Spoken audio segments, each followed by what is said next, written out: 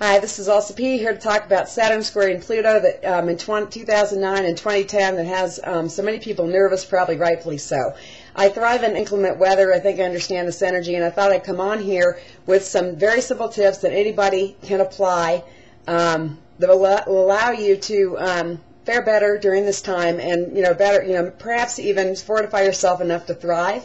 So a couple of weeks ago, I put up a piece. I titled it "Step Away from the Corpse," and it got a lot of attention, and this was because I was doing these consultations, a lot of them with people who had seen something die in their life, be it their job, be it a relationship or a dream or whatever that it was, and they were standing over the corpse of this thing that was gone, trying to get it to come back to life. It just wasn't going to happen.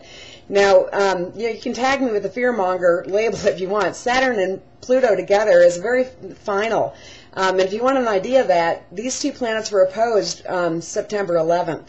And when those planes hit those buildings, that was that. You couldn't stand over the buildings and undo it and make it not be. You had to go from that point on. So another thing, just a general thing to keep in mind, whenever you're dealing with Saturn, you want to listen to old people, Capricorns, old men, things that have been, the answer is going to be something that you've heard before, and it's like a song as old as time, or rather than the progressive, tricky concept. You can't trump Saturn like that. So this is like, another way to put this, from speaking as an old gambler, is you got to learn to cut your losses. You've got to cut your losses.